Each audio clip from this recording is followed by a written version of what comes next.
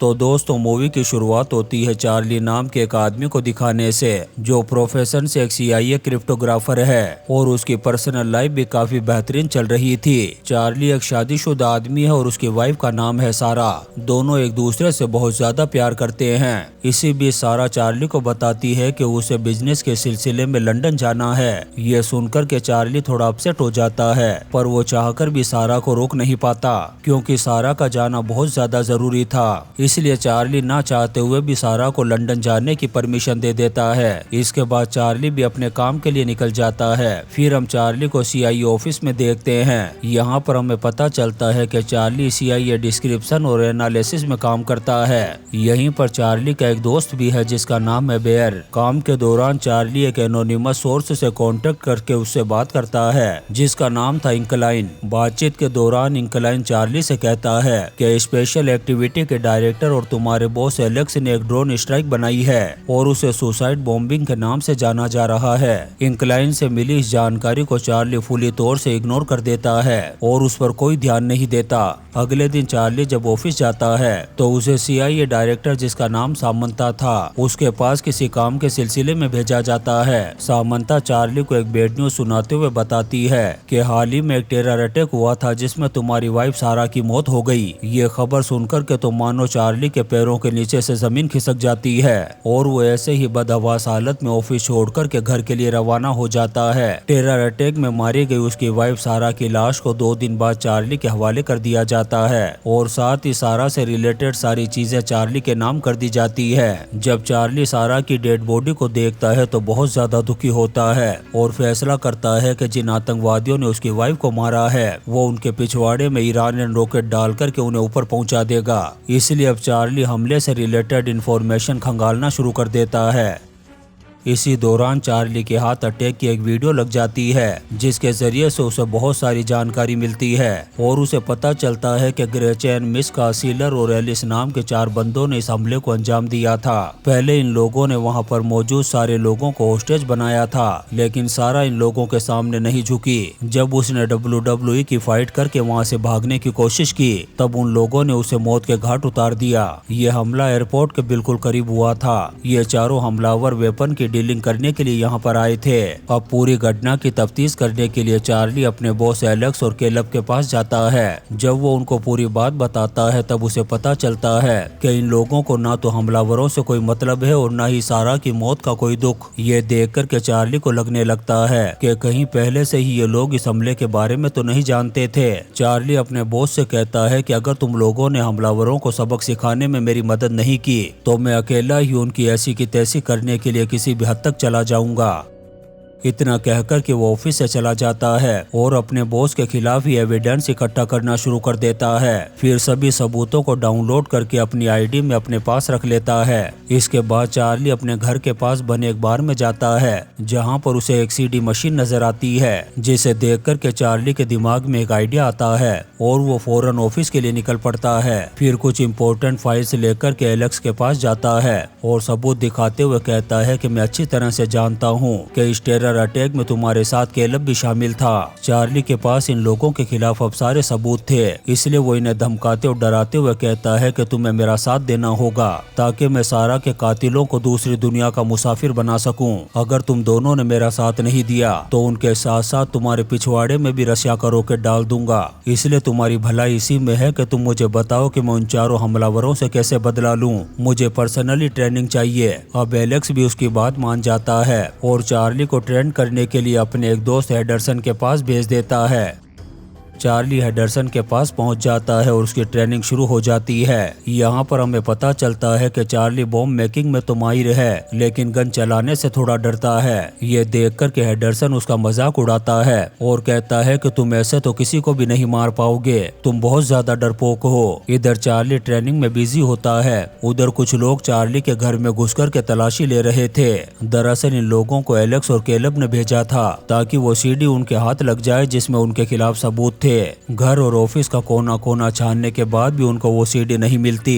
तभी अचानक से इनकी नजर एक सीसीटीवी पर पड़ती है जिसमें इन्हें चार्ली एक बार में बैठा हुआ दिखाई देता है। इसी दौरान कैलब को एक जू बॉक्स नजर आता है जो चार्ली के पास बार में ही रखा था। ये देख कर के कैलब को लगने लगता है कि शायद सीडी इसी बॉक्स में होगी। दोनों जैसे तैसे करके उस सीडी को अपने कब्जे में कर लेते हैं, लेकिन जब उसे प्ले करते हैं तब इन्हें पता चलता है कि उसमें तो कुछ है ही नहीं। यानी चार्ली उन्हें ऐसे ही बेवकूफ बनाकर के डरा रहा था। उसके पास इनके खिलाफ कोई सबूत नहीं थे।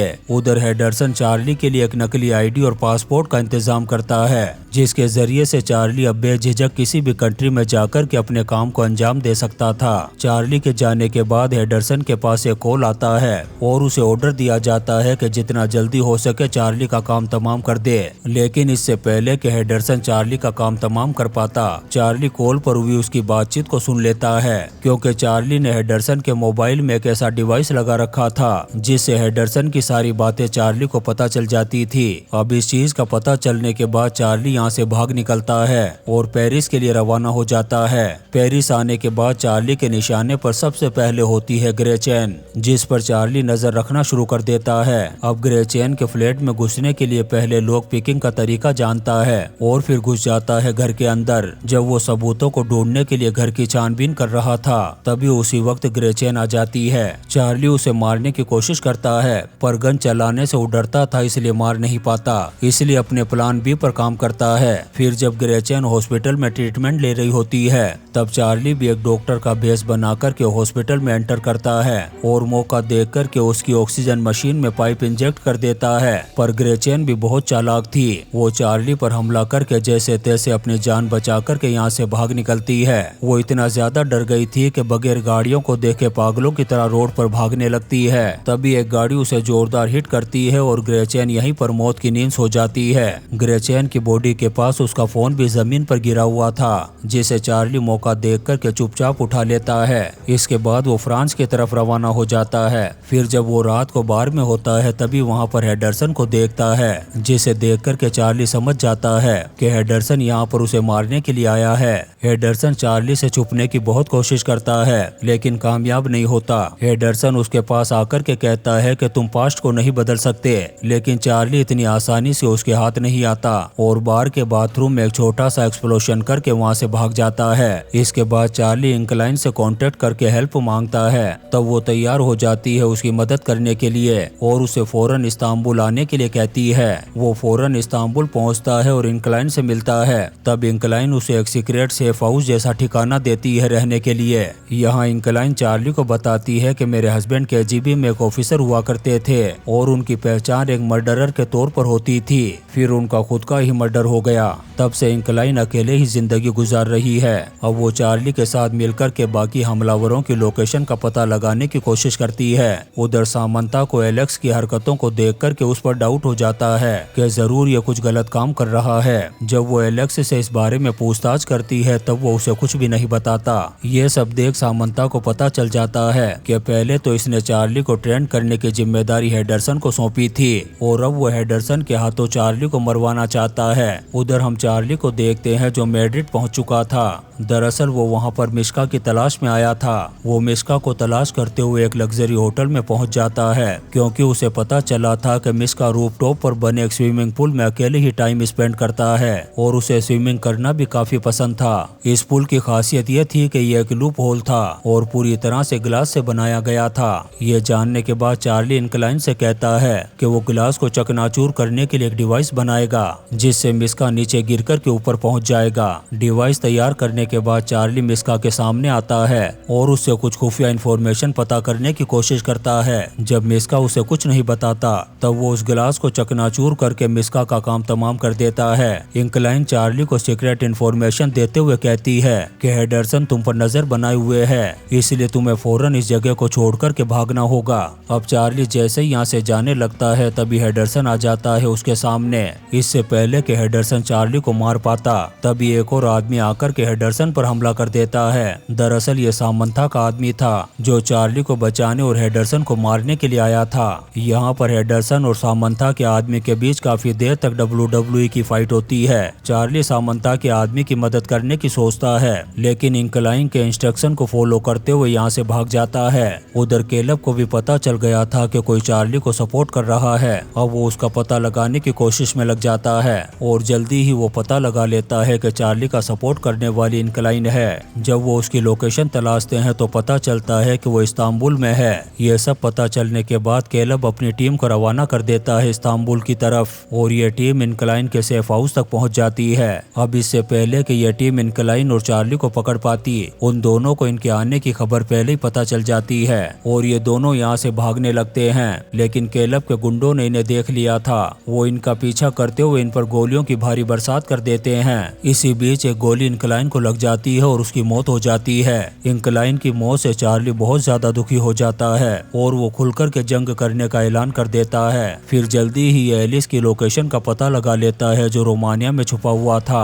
वो चार्ली को वेपन की सप्लाई में फंसाता है और चार्ली भी उसकी डील को एक्सेप्ट कर लेता है। इसके बाद चार्ली सॉफ्टवेयर में अपनी एक पिक्चर अपलोड करता है। जब एलेक्स और केलेब सीसीटीवी फुटेज चेक करते हैं तब उन्हें लगता है कि चार्ली वहां पर मौजूद है।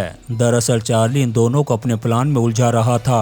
उधर चार्ली एलिस के पास पहुंच जाता है। उसने एलिस को मिसाइल भेजने की बात कही थी, लेकिन जब एलिस चेक करता है तो मिसाइल की जगह बॉम्ब थे। चार्ली एलिस को धमकी देता है कि अगर तुमने कोई चालाकी दिखाई या भागने की कोशिश की तो ये बॉम्ब ब्लास्ट हो जाएंगे। ये सुनकर के एलिस बुरी तरह से डर जाता है और चार्ली के पूछने पर अपने बॉस का नाम बता देता है। उसके बॉस का नाम था शेलर। यहाँ पर चार्ली को पता चलता है कि शेलर जमीन पर नहीं रहता बल्कि उसका ठिकाना पानी के अंदर है और इस वक्त भी वो बेल्टिक सी में ही रह रहा है। फिर जैसे ही चार्ली यहाँ से निकलता है बॉम्ब ब्लास्ट हो जाते हैं और एलिस मारा जाता है। उधर चार्ली पोर्ट तक पहुँच गया था।